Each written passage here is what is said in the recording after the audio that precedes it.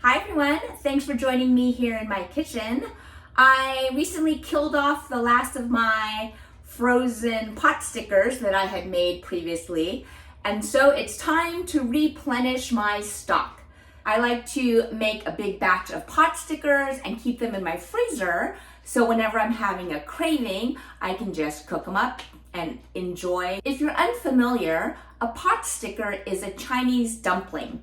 Every culture has their own unique dumplings. Take Japanese, you can have a gyoza or mandu in Korea.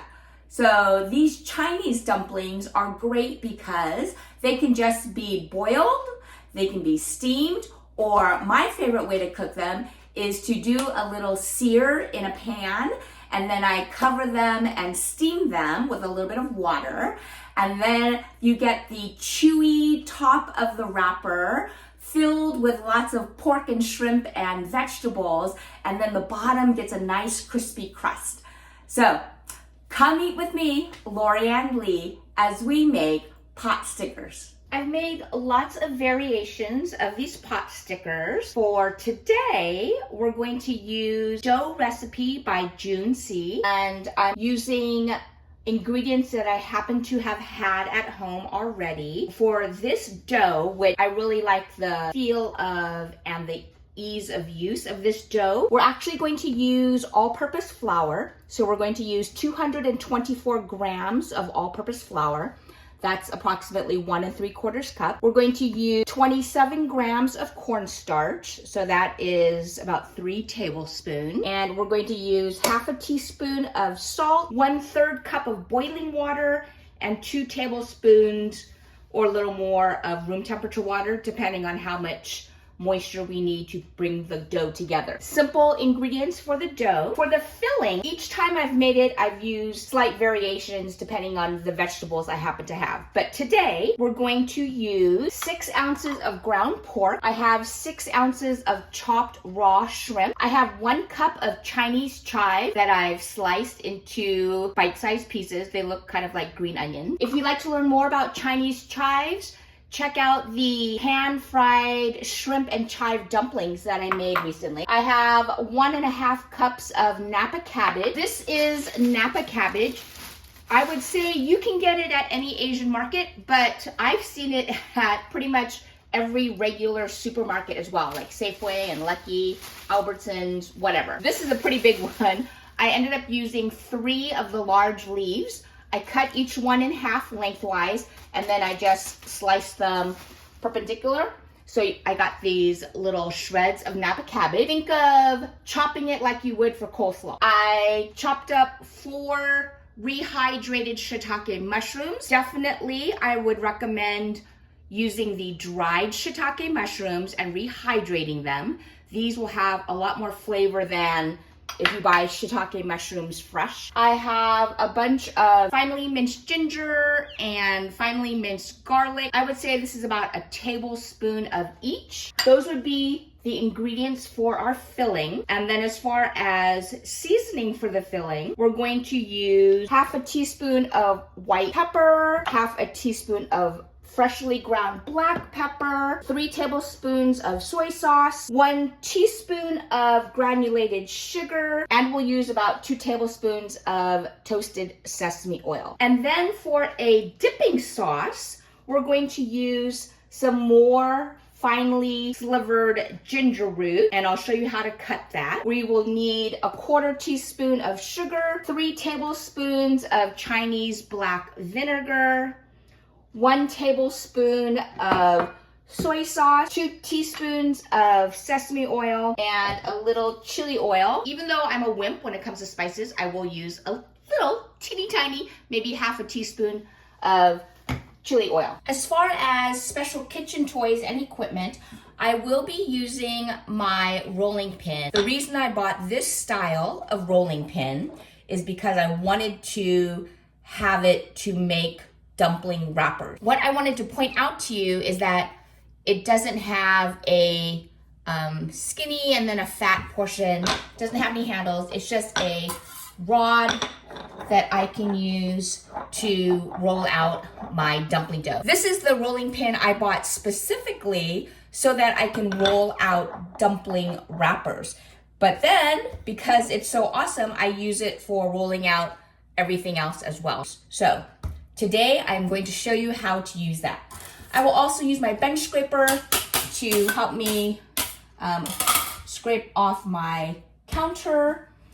And that's about it for special equipment. I also have a baking tray lined with parchment paper that I will place my dumplings onto as we form those.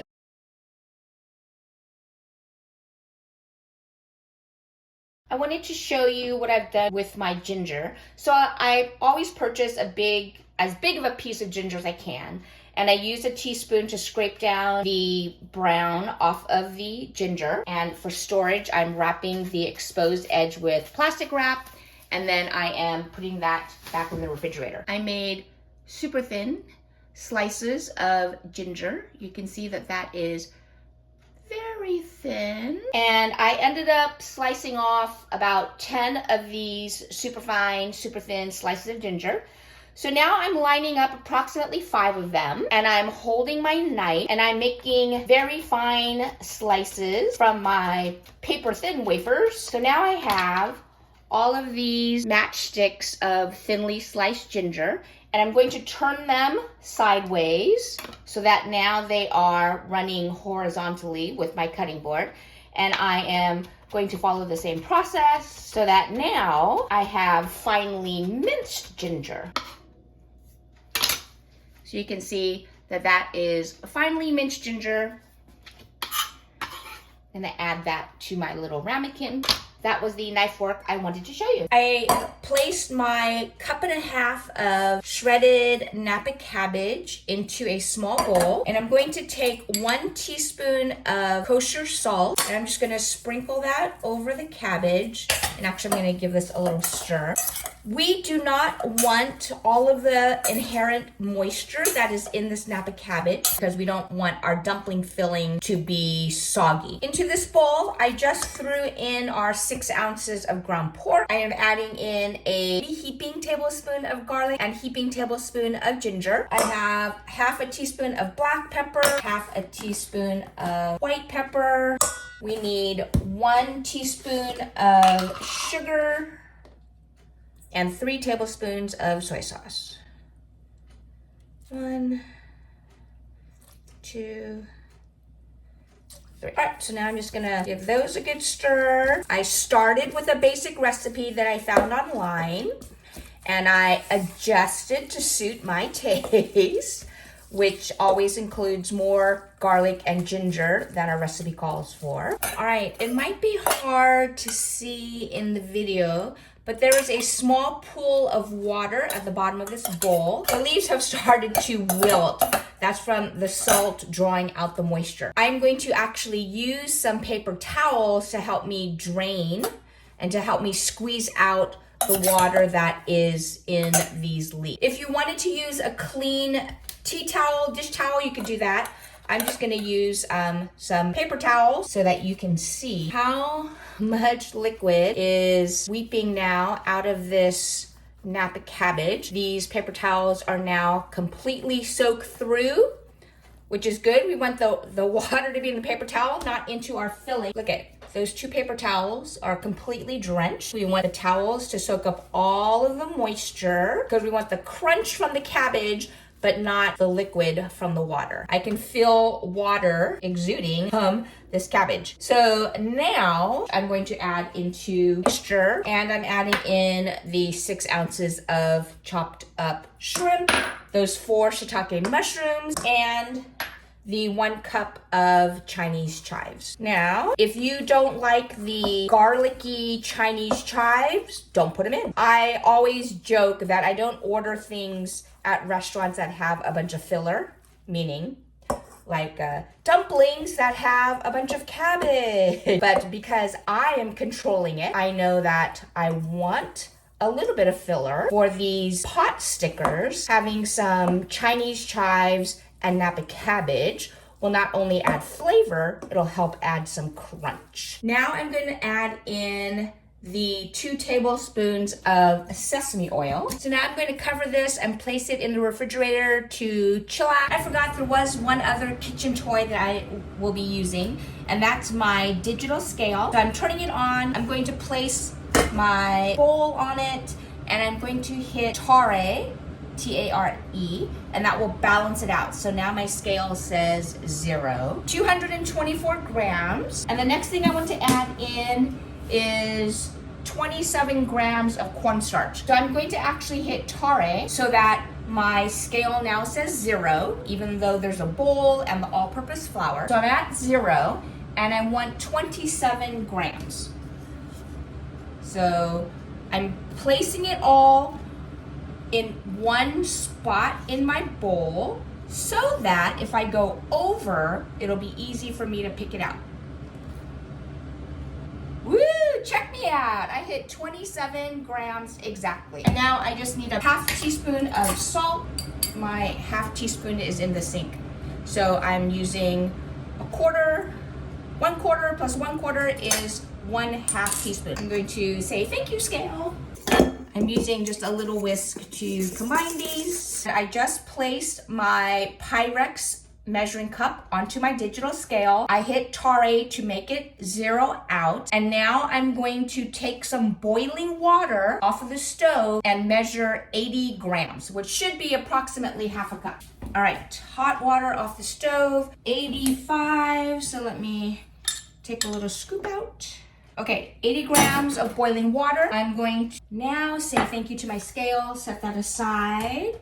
I'm making a well in the middle. I'm going to pour in my boiling water, give this a good stir until it becomes a shaggy dough. You can see that there are shaggy pieces of dough starting to form. It almost reminds me of like shredded cooked chicken. Now I'm going to add in the room temperature water, which should be about 30 grams. So now I'm going to add in this water. This is stir. I'm just gonna leave it in the bowl. Oh, this dough feels nice and warm. So I am using the bowl to help me press the dough against the side of the bowl, and that's helping me to knead it. And I am grabbing dough from the bottom of the bowl and I'm pressing down with my palm. I could just pour this all out onto the counter, but right now I want to leave it in the bowl to help me contain these dry, scraggly bits. And I'm going to knead this for about 10 minutes. So until it comes together and it's super smooth and pliable. So right now you can see it's still dry and crumbly. All right, it has been about 5 minutes. It's starting to feel different. It is definitely not ready yet, but after 5 minutes, you can see the dough looks very different than before. It's not that same shaggy appearance. It's still not completely coming together yet, but you can see all of the bits have been absorbed them into the dough I'm working with. I've also placed a pot holder on my counter, and I placed my bowl on its side on top of the pot holder, and that is helping to keep the bowl in place. And I'm using the shape of the bowl to help me knead the dough. We're gonna continue to trust the process and keep kneading for another 5 to 10 minutes. It still looks kind of dry. What I'm going to do is actually just wet my hand slightly. That's all, but just a little moisture on my hand, and I'm continuing the process. All right, it has been 15 minutes of kneading and my right arm is tired. This is what our dough looks like now. I'm going to place it in the bowl and I'm gonna cover it with plastic wrap. Now remember, this is not a yeasted dough, so we don't need to put it in an oiled bowl because it's not going to rise because it doesn't have yeast. But we do want it to rest, probably 30 minutes to an hour. All right, we are back. I have my filling, and so now it's time to take a look at our dough. Previously, when I've made this recipe, at this point, after resting, the dough felt very pliable, easy to manipulate in my hands. But this feels actually, like it has crust on it and it's really hard. I'm a little worried. This dough feels dry to me, which has me a bit concerned. So I'm gonna divide this dough in half. I'm just gonna eyeball it. But even cutting it with my bench scraper, it had a lot of resistance, which is not good. See how it's separated like that? That is not what it should be. It should be soft and pliable. I'm going to adapt. I'm going to take all of this dough. I'm going to add a little more water and see if I can bring this to life so that we can use this dough. All right, I added a few tablespoons of water and I have been kneading this dough.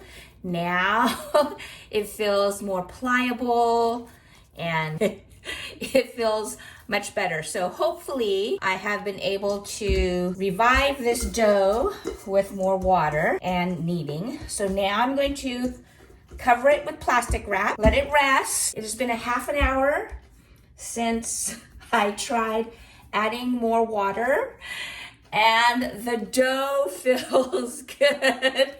Whew, I think I saved it. Let's see, I'm rolling it between my fingers and it's not breaking apart like it did earlier. So I think we might have salvaged this. So I'm going to cut this in half. You can see the dough is sticking together, so that's good. I'm gonna get a fresh piece of damp paper towel just to help this piece not dry out as we're working with this piece. I'm rolling this into a log about 1 inch in diameter. And then I'm going to cut this into 12 pieces. So here's half. And each time that I make a cut, I'm going to rotate the dough 90 degrees. So 6, and then each of these into thirds,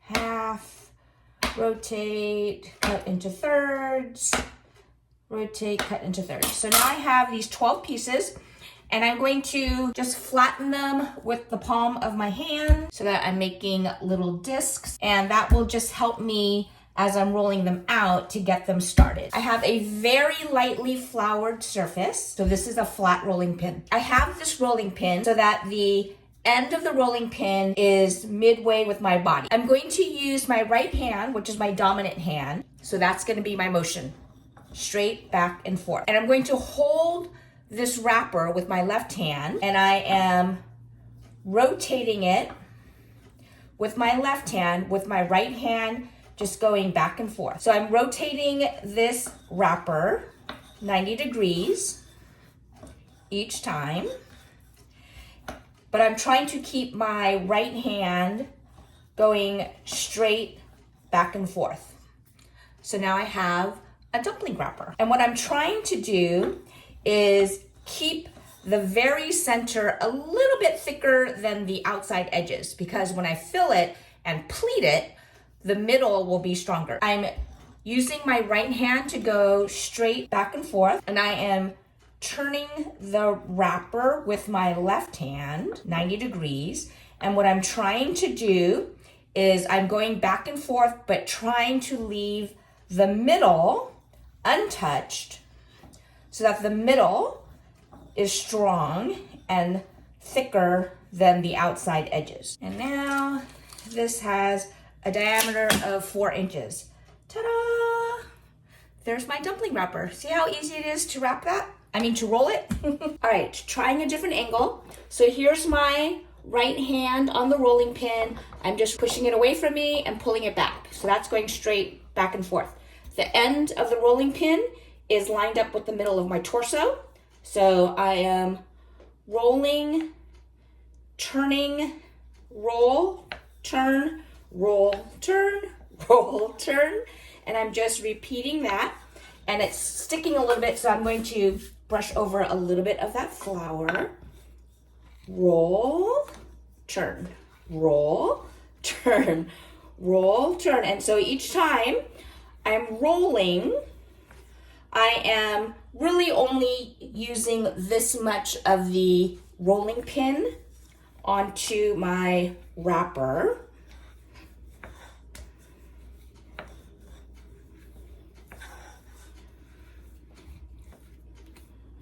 So there is another one. Okay, here is another angle. This is lined up with the middle of my torso. I have my right hand pushing away and pulling back, and my left hand is rotating the wrapper. Again, I am rolling, but I'm not going all the way across the wrapper. I'm actually putting pressure until I get just to right before the middle, because I want to keep that middle thicker. Okay, so I'm not rolling all the way through the wrapper. I'm only putting pressure until I get right before the middle, and that is keeping the outside edges thinner and the middle, I mean, it's not thick, but it's a little bit thicker than the outside edges, which is what we want, because the outside edges will get pleated, and so you'll have double thickness there anyway. Now I'm gonna do one without talking to you, and let's see how I do.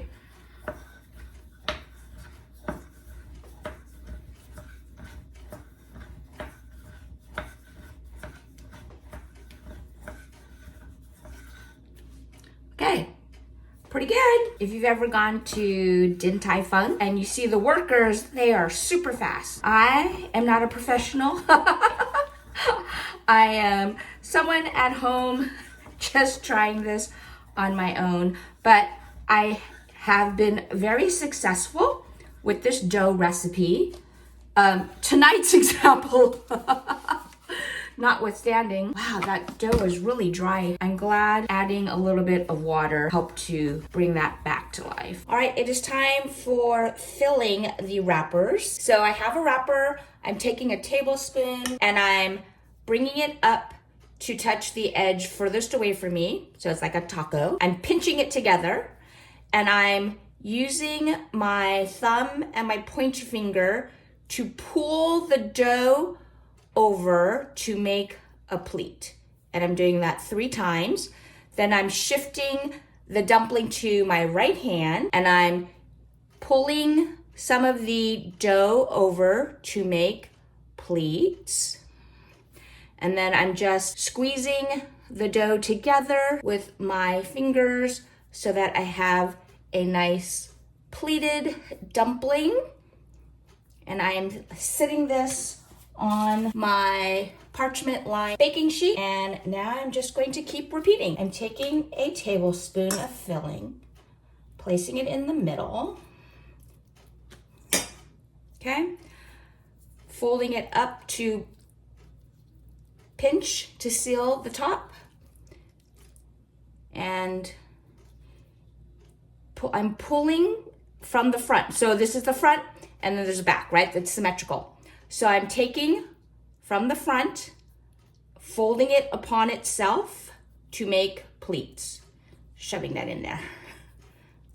Okay, so now I have pleats. I'm shifting the weight to my right hand, using my pointer finger to push down the filling. And I'm taking excess wrapper and I'm pushing with my thumb to push it towards the center, and that makes a pleat. And I'm doing 3 on this side, so 3 on each side, and then I'm transferring the weight back, the dumpling, onto my left hand and using my right hand to make sure it is pinched completely shut.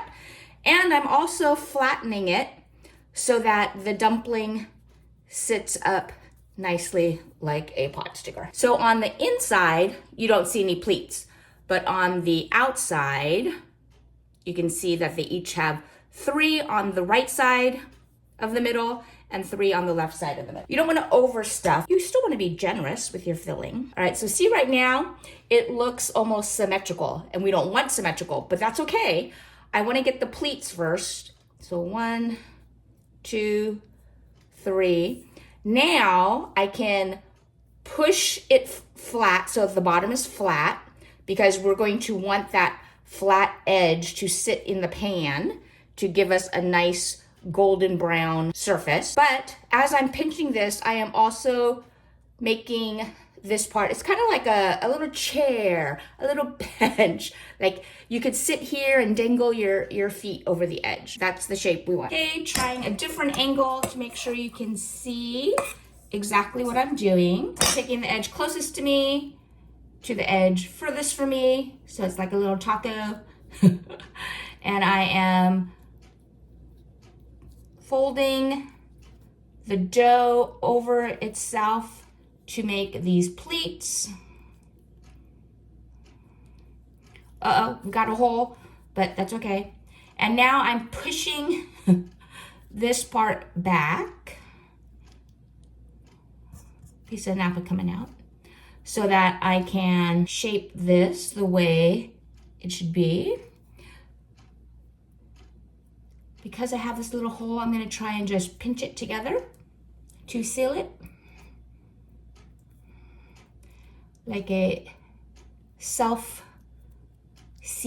All right, my tray of pot stickers are folded and pleated and ready to be individually frozen. All right, my pot stickers are frozen solid, but look at this nice pleating and the flat bottom. So when I pan fry them, they'll get a nice golden brown. So I have these individually frozen pot stickers, and now I'm going to place them in a gallon Ziploc bag. Always label your bags. Pot stickers, and there's the date. So I will just put these in, and then whenever I'm craving some pot stickers, I have them ready to go. And because I froze them individually, they won't fuse together as I put them in the freezer now, so that they won't pull apart and break when I pull them out of the freezer. All right, there we go. A new batch of frozen pot stickers. All right, my nonstick frying pan is warmed up on medium-high heat. I'm just adding a little avocado oil. Any neutral oil will do. I'm taking some of my frozen pot stickers and placing them in the pan. Again, I put the medium-high heat. We just want to get a golden brown. I'm making a cornstarch slurry with just 1 teaspoon of cornstarch and 3 tablespoons of water. Now we have a nice golden brown color. I'm going to pour in this cornstarch slurry and immediately cover it. I'm turning the heat down to medium, and we'll let these cook for about 5 minutes. All right, my 5-minute timer just went off. You can see that the pot stickers have plumped up. I can see the thickened cornstarch slurry. It looks like I might need a little bit more. I'm going to use my Thermapen Instareach thermometer to check the temperature. Not cooked through yet, so it's gonna need a little bit more time. I did turn the temperature down to medium. It looks like I need some more cornstarch slurry to get a really nice lacy texture. So I'm gonna add another ramekin of cornstarch slurry and then put the lid back on, because these are not cooked through yet. All right, I just covered up this fresh ginger root that I will have in my refrigerator. About six thin slices of ginger root, and I am just using my knife and making super fine slivers of ginger. So you can see how finely I slice those up. All right, I have my little ramekin of black vinegar and thinly sliced bits of ginger. I'm going to add just a teeny tiny bit of chili garlic sauce. Now remember, I'm a big wimp, so this is This is all I'm gonna add in. For those of you who like spicy things, put in as much as you want. For me, let's see how that is. Yeah, that's enough chili garlic sauce for me. So my dipping sauce is ready. If you don't have black vinegar and ginger, you can literally just go to the store and buy some ponzu. Ponzu is a citrus seasoning, has some acidity, some umami from soy sauce. You can just buy a bottle of ponzu sauce and you can use that as your dipping if you don't want to make your own using black vinegar and ginger. Okay, it's been another 5 minutes, so 10 minutes total. Oh yeah, look how plump those babies are. Okay, now these are cooked through. You just want to make sure they're 165 degrees or higher. So these are all cooked plenty. Now I've taken off the lid and I will let the liquid evaporate. All right, it's been a few minutes and the liquid has evaporated from the cornstarch slurry. So I am now going to take my plate and put it on top of the frying pan, and I'm going to invert this. Dun, dun, dun, dun. So that this is now upside down, and you can see the nice crunchy cornstarch slurry lacy pattern on the bottom. Let's bring this over to the counter. All right. Definitely a nice crisp lacy bottom on these pot stickers. I have my black vinegar, ginger, and just a teeny tiny bit of chili garlic sauce for my dipping. Nice acidic, love the ginger flavor and a little bit of a kick from that chili garlic sauce. I'm gonna break this open.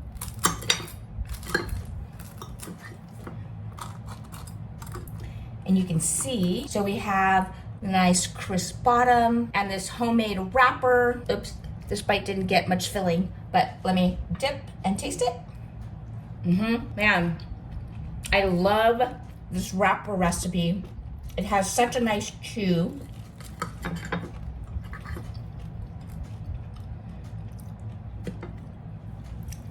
Some of our filling, you can see the pork and the shrimp and that cabbage. Dip it in the sauce and then grab that wrapper. Yum. Love this. The white pepper from the filling, definitely giving a kick also. This is a great mouthful. Get that shiitake mushroom that dropped out. Here we go. Yum, yum, yum. All right, here's a close-up of one of my pot stickers with that lacy crust on the bottom. Let me cut into this so you can see. All right, you can see that juicy filling made with our pork and shrimp, shiitake mushrooms, cabbage. This filling is super delicate and you have that great chew from this homemade wrapper. And I love that I decided to do the lacy bottom with the cornstarch slurry to get a little extra crunch. So great. I'm gonna take this bite without even dipping it in the sauce.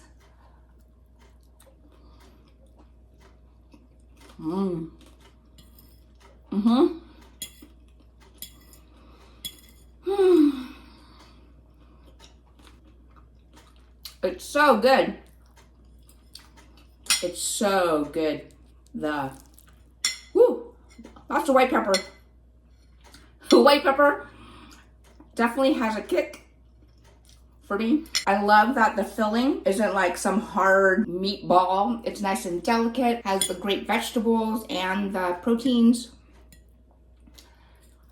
Gonna get the sauce. Like I said, you could make these without that cornstarch slurry and then you would just have the pot stickers by themselves.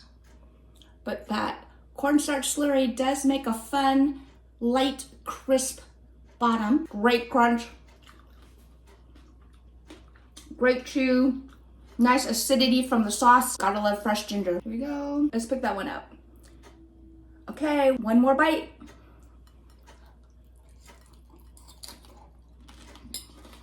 Thanks again for joining me as I replenish my stock of homemade pot stickers. Even with today's craziness with the dough being too dry, we were able to fix it by adding more water. Don't let today's little mishap with the dough discourage you. I hope that you are adventurous and want to try making the wrappers from scratch. However, if you don't want to do it, you can always buy store-bought wrappers, and then you can still get the practice of folding them and pleating them. I just really enjoy the accomplishment of being able to make the dough and rolling it out and getting it nice and thin and seeing how fast I can do it. It's a little bit of the competitive side of me. Anyway, I hope you do try making pot stickers because the end result is so delicious. Thanks again for joining me. Don't forget to like and subscribe. And check out this other video. I will link the pan-fried shrimp and chive dumplings because I share more about Chinese chives in that video. I'll see you next time. Come eat with me, Lori Ann Lee.